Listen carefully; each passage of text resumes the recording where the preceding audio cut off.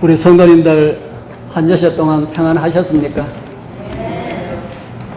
우리 지도교사님 비롯해서 우리 대원들 정말 수고하셨습니다. 아름다운 추억, 잊지 못할 추억 좀 만들었습니까? 우리 지금은 생각이 나지 않아도 우리 학교에서 공부할 때 또 집에 있을 때 생각나면은 그것이 아름다운 추억입니다. 우리 대원들 이제 금년의 모든 봉사가 끝나고 학교에서 수업할 때도 하나님의 인도하심이 함께 하셔서 우리 여러분들 원하시는 그런 바대로 성장하고 교육받아서 우리 하늘나라를 위해서 일할 수 있는 주님의 귀한 그런 일꾼들 다 되길 바랍니다. 저는 오늘 우리 하나님의 말씀 먼저 하나 올려드립니다. 신명기 7장 9절에서 12절까지 있는 말씀을 올려놨습니다. 우리 같이 한번 읽어보겠습니다. 그런즉 시작. 그런즉 너는 알라 오직 내 하나님 여호와는 하나님이시요 신실하신 하나님이시라. 그를 사랑하고 그 계명을 지키는 자에게는 천대까지 그 언약을 이행하시며 인애를 베푸시되 그를 미워하는 자에게는 당장에 보응하여 멸하시나니 여호와는 자기를 미워하는 자에게 지체하지 아니하시고 당장에 그에게 보응하시느니라. 그런즉 너는 오늘날 내가 네게 명하는 명령과 규례와 법도를 지켜 행할지니라. 너희가 이 모든 법도를 듣고 지켜 행하면 내 하나님 여호와께서 내 열조에게 명시하신 언약을 지켜 내게 인애를 베푸실 것이라. 아멘. 저는 오늘 이 말씀을 중심으로 해서 약속에 신실하신 하나님이라는 이런 제목으로 또 하나의 하나님과 그의 보내신 자 예수 그리스도를 왜 믿고 살아야 하는지를 함께 알아보면서 은혜를 나누게 되길 소망합니다. 오늘 우리가 함께 읽은 이 말씀에는 우리 하나님 어떤 하나님이라고 말씀합니까? 우리 하나님 어떤 하나님이라 그럽니까? 신실하신 하나님, 신실하신 하나님. 우리 하나님은 어떤 하나님이랄까요? 우리 하나님은 신실하신 하나님이시라. 신실이 어떤 말일까요? 신실. 믿을 수가 있고 진실하시다. 우리 사랑하는 우리 귀하신 성도님들, 오늘 말씀을 통하여서 신실하신 그런 하나님을 느끼시고 하나님을 온전히 신뢰할 수 있는 그런 은혜를 우리 모두가 함께 얻어가게 되길 소원합니다. 하나님의 신실하심에 관하여서 많은 말씀들을 들을 수가 있지만 오늘 저는 가장 중요하다고 생각하는 한 가지만 말씀을 드리려 합니다. 그것은 오늘 제목처럼 무엇에 신실하시다고요? 오늘 제목이 무엇에 신실하신 하나님입니까? 약속에 신실하신 하나님이시다. 우리가 읽은 말씀 중에 이런 말씀이 있는 것을 우리는 읽었습니다. 하나님의 계명을 지키는 자들에게는 천대까지 무엇을 이행하시는 분이라 합니까? 하나님의 계명을 지키는 자에게는 천대까지 무엇을 이행하신다고요? 언약을 이행하시며라고 합니다. 언약은 우리가 많이 사용하는 그런 말이 아니지요. 사람들끼리 약속할 때는 그냥 약속이라고라는 이런 말을 씁니다. 약속. 그런데 특별하게 이 결혼과 같은 이런 약속은 언약이라고 하는 말을 쓰더라고요. 보통 사람끼리 하는 약속은 그냥 약속이라고 합니다. 나라와 나라끼리 하는 약속은 무슨 말을 하는지 혹시 아십니까? 나라와 나라끼리 하는 약속. 그것은 조약이라고 합니다. 조약. 그런데 사람과 사람과의 약속은 어겨도 법에 저촉이 됩니까 안 됩니까? 사람과 사람과의 약속은 어겨도 법에 아무런 저촉을 받지 않습니다. 그래서 약속을 지키지 못하는 그런 경우가 있지요.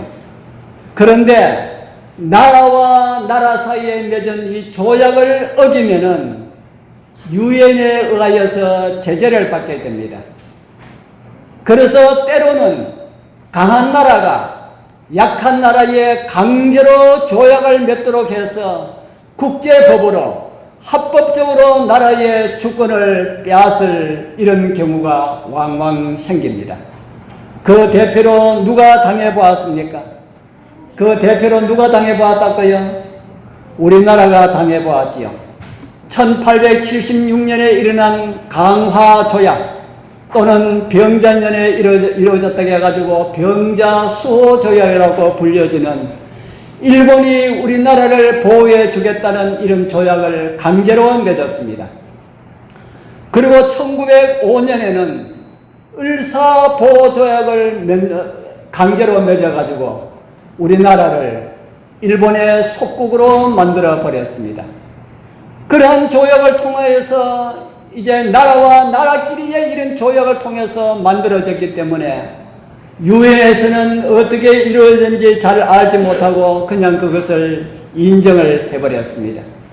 그래서 수많은 독립투사들이 그것이 아니라고, 그것은 일본이 강제로 만들어낸 거짓말이라고 세계 언론에 퍼뜨리기 위하여서 운동을 펴나갔는데, 그 중에 대표적인 인물이 여러분들 이준열사 잘 알지요? 이준열사 1907년에 헤이그 만국 평화회의에 참여하여서 일본이 우리나라와 맺은 그 조약은 거짓말이다, 강제로 맺은 것이다 하고 이것을 선포하려고 했는데 일본의 방해로 하지 못하고 순국한 그런 이준열사 우리가 잘 알고 있습니다. 인간과 인간, 나라와 나라 간의 약속은 바른 것이 거의 없습니다. 사람과의 약속이나 나라와 나라가의 약속은 대부분 무엇이 거기에 깔려있나 하면은 이기심들이 그 가운데 다 깔려 있습니다. 그래서 여러분들, 우리 이웃들이 또 아는 사람들이 내가 뭐 줄 테니까 약속하자 이렇게 해도 절대로 믿지 마십시오. 세상은 다 내가 이거 주면은 그보다 더 큰 것을 원하고자 하는 그런 이기적인 마음들이 사람들 마음 가운데 다 깔려 있다 하는 겁니다. 그런데 하나님과 사람과의 약속을 무엇이라 할까요? 하나님과 사람과의 약속을 성경은 무엇이라 할까요? 하나님께서 사람에게 주신 약속은 성경에 언약이라 합니다. 무엇이라 할까요? 언약.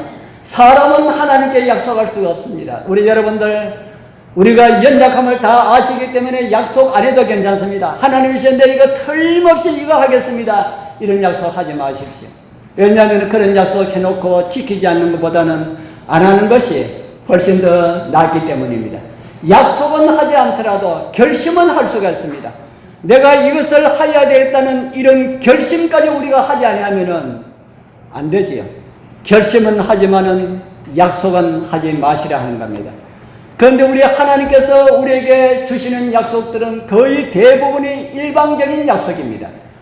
너희에게 내가 이것을 해주겠다, 이것을 해주겠다 하는 일방적인 약속들을 가지고 성경에는 그것을 언약이라고 합니다. 우리 여러분들, 성경에 하나님께서 사람들에게 주신 언약 가운데 어떤 언약들을 알고 있습니까? 하나님께서 사람에게 주신 약속들 가운데, 언약 가운데 어떤 언약들을 알고 있습니까?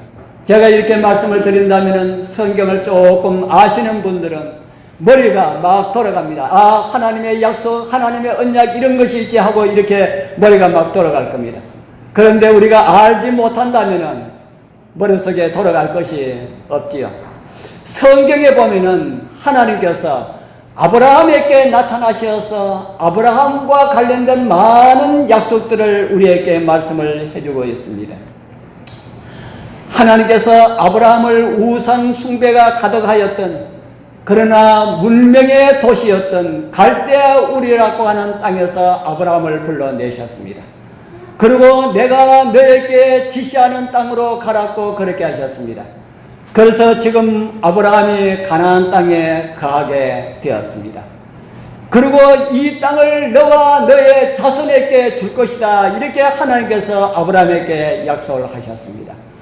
그런데 제가 이곳에 올려놓은 창세기 15장 13절에 보면은 갑자기 하나님께서 아브라함 너의 자손이 애굽 나라에서 그 나라 백성들을 섬기면서 종으로 살아가게 될 것이다 라는 이런 말씀을 하셨습니다. 깜짝 놀랄 말씀이 아닙니까? 하나님께서 부르셔서 고향을 떠나 이곳까지 왔는데 나의 자손이 애굽에 내려가서 종이 되어서 그들을 섬기며 살 것이라고 하는데 이 말이 되는 소리입니까? 아마 하나님께 이렇게 따질 수도 있는 그런 말입니다. 그런데 아브라함은 하나님을 온전히 신뢰했기 때문에 그런 일이 있다 할지라도 가장 좋은 것을 주시기를 원하시는 하나님의 섭리가 있을 것이라고 아브라함은 받아들였습니다. 왜 이스라엘 나라 백성들이 아브라함의 자손이 애굽에 내려가서 종살이를 해야 되었는가? 그 이유는 이곳 아브라함에게 주시기로 하신 그 가나안 땅은 아직까지 아브라함의 자손이 살아서는 안 될 그런 땅임을 하나님께서 아시기 때문입니다. 가나안 주변에 온통 이리 가나 저리 가나 온 천지가 우상 숭배와 음란한 족속들이 가득한 이곳에서 아브라함이 아들을 낳고 그 아들이 또 아들을 낳고 이렇게 인종이 그곳에서 번성하게 되면은 그 이웃나라 사람들에게서 이런 악한 그런 모습들을 닮아가서 아브라함의 자손들이 그 땅을 얻기도 전에 멸망하게 될 것을 하나님께서 다 아시고 이스라엘 나라 백성들이 아브라함의 자손들이 안심하고 번창할 수 있도록 하기 위하여서 그 당시에 최고의 강국이었던 애굽 나라에 들어가서 애굽의 보호 가운데 민족이 번성하게 되도록 하나님께서 계획을 하셨다라는 그런 말입니다. 그러면서 그들의 애굽 나라에 가서 종살이 하지만은 400년이 지나면은 내가 너의 자손들을 데리고 다시 이곳으로 오도록 해주겠다, 그렇게 말씀을 하셨습니다. 우리 하나님께서 이 약속을 지키셨을까요? 성경 출애굽기에 보면은 이런 말씀이 있습니다. 출애굽기 12장 40절 41절 하나님께서 아브라함에게 허락하신 약속이 이루어지는 그런 내용입니다. 우리 같이 한번 읽어보겠습니다. 이스라엘 시작. 이스라엘 자손이 애굽에 거주한 지 430년이라 430년이 마치는 그날에 여호와의 군대가 다 애굽 땅에서 나왔은즉 하나님께서 누구에게 하신 약속을 신실하게 하셨습니까? 아브라함에게 하신 약속에 신실하셨습니다. 비록 약속한 아브라함은 죽고 없었지만은 아브라함의 자손이 하나님께서 말씀하신 대로 400년이 지나면은 내가 너로부터 4대 만에 내가 다시 너의 자손을 이 땅으로 돌아오게 하리라는 그런 약속을 하나님께서는 신실하게 지키셨다. 그렇게 성경은 우리에게 보여주겠습니다. 그뿐입니까? 성경에는 하나님께서 사람들에게 약속하시고 가장 힘든 이런 약속을 하나님께서 사람에게 하셨습니다. 어떤 약속이 하나님께서 사람에게 주신 약속, 어떤 약속이 힘이 될까요? 하나님께서도 힘든 그런 약속이 힘든 일이 있을까요? 하나님께서 사람들과 맺은 약속 가운데 가장 힘든 약속이 하나님께서 사람 되어 이 땅에 와서 너희들을 대신하여 죽으시겠다라고 하는 이 약속이 하나님께서 하신 약속 가운데 가장 힘든 그런 약속이다 하는 겁니다. 그런데 그 약속을 하나님께서 지키셨습니까? 안 지키셨습니까? 성경은 이런 말씀을 우리에게 주고 있습니다. 로마서 5장 6절 우리가 아직 연약할 때에 우리가 아직 연약할 때에, 다른 성경에는 우리가 아직 죄인으로 있을 때에 이렇게 기록을 하고, 이렇게 번역을 하고 있습니다. 우리가 아직 죄인으로 있을 때에, 연약할 때에, 기약대로, 기약이 뭡니까? 기약, 약속. 하나님께서 우리에게 주신 그 약속대로 그리스도께서 경건치 않은 자를 위하여 죽으셨도다. 하나님께서 우리가 연약할 때에, 다른 말로 하면 우리가 죄인으로 있을 때에 기약대로 하나님께서 우리에게 약속하신 그대로 하나님께서 사람 되어서 오신 그리스도께서 죄인을 위하여 죽으셨다. 그렇게 말씀을 하고 있습니다. 우리 여러분들은 친구와 또는 아는 사람들과 아주 지키기 힘든 이런 약속을 하신 일이 있습니까? 약속을 지키자니 어렵고, 약속을 지키지 않자니 친구 보기에 민망하고,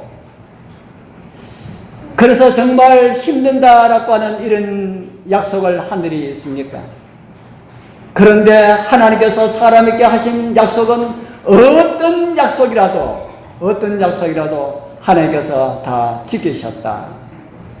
하나님께서 모든 것을 다 아시는 분이, 하나님께서 모르고 약속을 하셨다면 그럴 수도 있다고 생각할 수가 있는데, 하나님께서 전지하시기 때문에, 하나님께서 사람 되어서 이 땅에 오시면은 하나님께서 어떤 일을 사람들에게 당하게 될 그런 사실들을 하나님께서는 다 아셨다 하는 겁니다.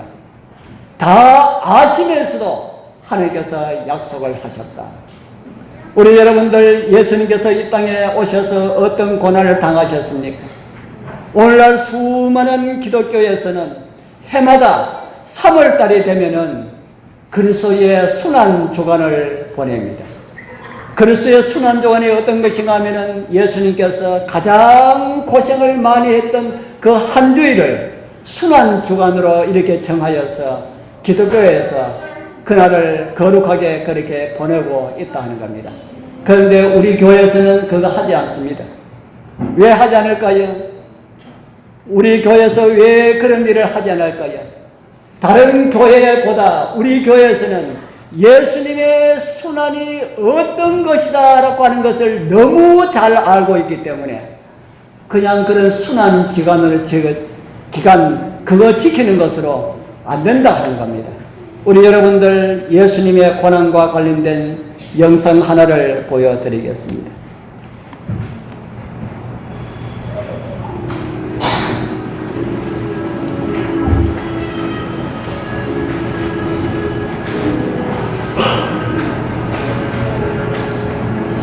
십자가를 등에 지고 병정틀에 끌려 주님 갈보리의 길을, 나를 위해서 이 땅에 오신 하나님이 비록 사람에 의하여서 꾸며진 것이지만은 나를 위하여서 이 땅에 오신 하나님이 당하신 고난입니다. 하나님 자기를 비우시고 하나님의 모든 권리를 다 포기하시고 완전한 사람으로 오신 그분이 이런 혹독한 고난을 당하셨다.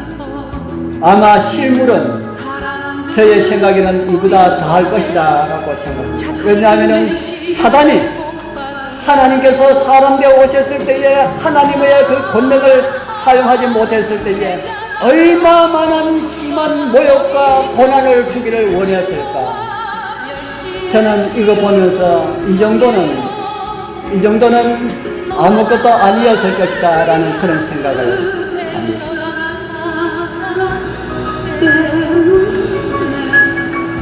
요한이 보이고 막달라 마리아가 보이고 예수님의 모친 마리아가 보입니다.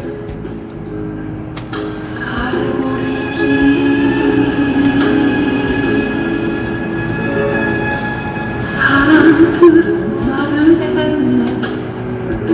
이제는 모든 것이 더 이상 그를 기대할 수 없다고,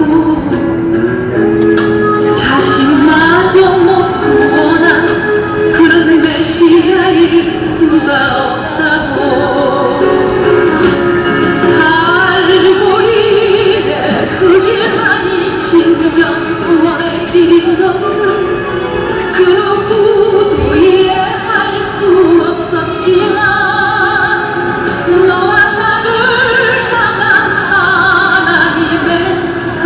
사랑 때문에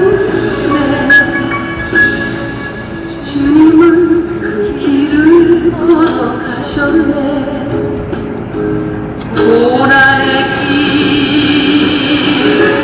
십자가에서 흘린 보혈은 예루살렘 유다와 땅 끝까지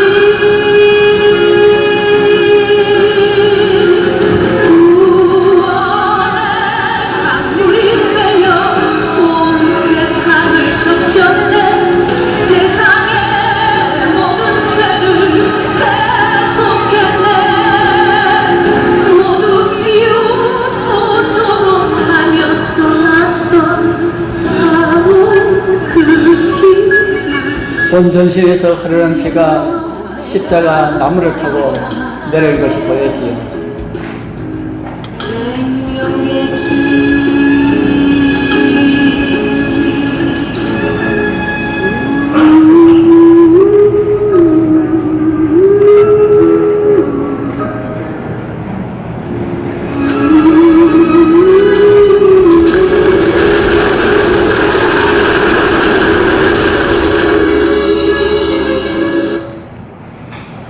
저는 화요일 저녁마다 야곱과 관련된 말씀을 드리면서 예수님께서 겟세마네 동산과 그 골고다와 관련된 말씀들을 여러 차례 드렸습니다. 그러면서 제가 말씀을 드리기를 주님께서 겟세마네 동산에서 기도하시던 그 광경을 말씀을 드리면서 하늘의 천사가 내려와서 그리스도를 돕지 않으셨다면은 그리스도께서 겟세마네 동산에서 아마 돌아가셨을 것이라 라는 말씀을 드린 일이 있습니다. 우리 여러분들은 죄에 너무나 익숙해 있다 보니 죄에 대하여서 그렇게 민감하게 느끼지 못하고 있습니다. 그러나 예수 그리스도는요, 죄에 대하여서 전혀 알지 못하시는 그런 분이었습니다. 그분에게는 죄성이 전혀 없었고요, 그분에게는 죄의 경향도 전혀 없으셨습니다. 그러나 죄가 어떠하다는 것은 누구보다 더 잘 알고 계시는 그런 하나님이셨기 때문에 죄는 영원히 멸망을 받게 될 것을 아시는 그런 예수님이시기 때문에 그분께서 겟세마네 동산에서 기도하러 들어가셨을 때에 온 세상의 죄가 예수님 어깨 위에 올려져서 그분을 눌렀습니다. 그래서 주님은 그것을 감당할 수가 없어서 그 자리에 무릎을 꿇을 수밖에 없었습니다. 그리고 무릎을 꿇은 주님의 입에서 이런 기도가 흘러나왔습니다. 아버지여, 할만하시거든 이 잔을 내게서 지나가게 하옵소서. 무슨 기도입니까? 사람에게 영원한 생명을 주시려고 사람 대신 죽으시려고 오신 주님의 입에서 어떻게 이런 기도가 나올 수가 있을까요? 죄는 영원히 멸망을 가지고 온다는 것을 아시는 주님께서 죄를 짊어지셨을 때에 이제 주님께서는 아버지 하나님과 영원히 분열된다는 사실을 그분은 아셨습니다. 아버지 하나님과 이제는 영원히 하나가 될 수가 없다는 사실을 아셨어요. 죽으시고 난 다음에 3일 만에 무덤에서 다시 부활하게 될 것이라는 사실을 예수님은 전혀 모르셨습니다.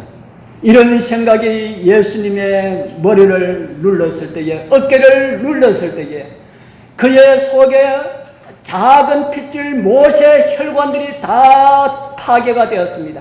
모세 혈관들이 다 터져서 예수님의 땀구멍으로는 핏방울이 나왔습니다.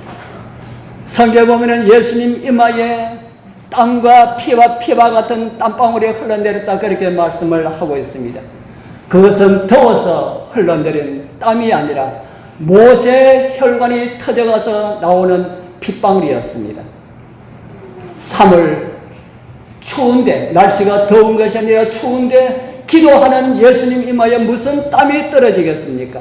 그것은 모세 혈관을 통해서 나오는 핏방울이 그렇게 떨어졌다 하는 겁니다. 그리고 우리가 본 영상처럼 예수님께서는 매를 맞으시고 십자가에 달리셨습니다. 십자가에서 다시 하나님께 이런 호소를 합니다. 엘리 엘리 라바 사박다니.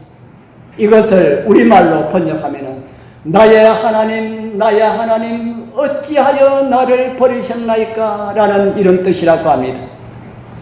죄의 짐을 지신 예수님의 마음은 앞을 봐도 위를 봐도 죄밖에 보이지 않았습니다. 그래서 예수님께서는 이렇게 부르짖은 것입니다.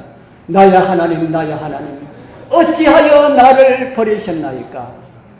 죄의 짐, 세상의 모든 죄들을 그 위에 엎겨놓은 그 죄의 짐들이, 예수님의 이제 모세 혈관을 터지게 한 그 죄의 짐들이 이제는 예수님의 심장을 압박을 합니다. 그리고 주님의 그 심장은 그 압박을 견디지 못하여서 터져버리고 맙니다. 그리고 주님은 고개를 떨구시고 돌아가셨습니다.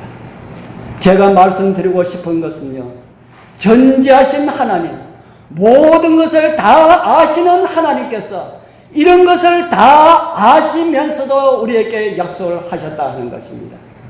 그리고 주님은 그 약속에 신실하셨습니다. 모세혈관이 터지고 심장이 터지는 이런 일이 있다 할지라도 우리 주님은 그 약속에 신실하셨다. 이보다 더 큰 약속이 어디에 있을까요? 이보다 더 큰 희생을 요하는 어떤 것이 있을 수가 있습니까? 아무것도 없습니다.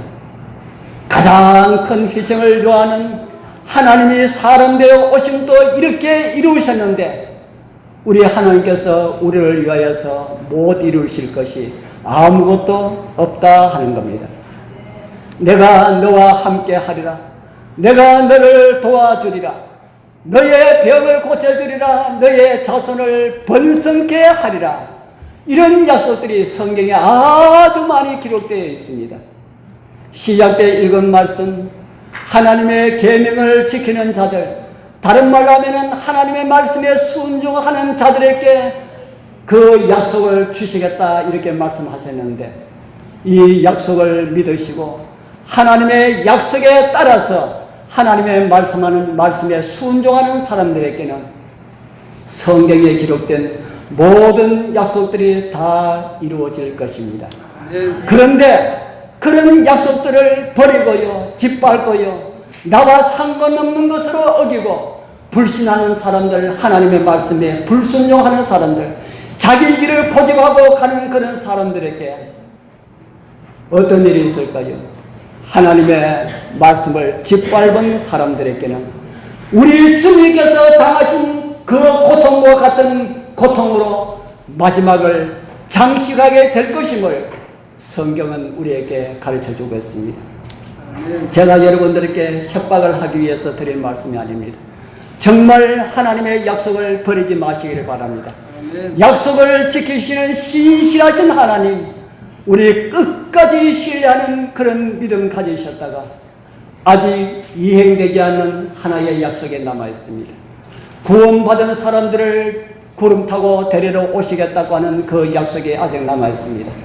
그 약속 이루어지는 그 영광스러운 재림의 아침에 우리 꼭 믿음 준비하셨다가 주님을 기쁘게 영접하는 우리 여러분들 다 되길 축복합니다. 기도드리겠습니다.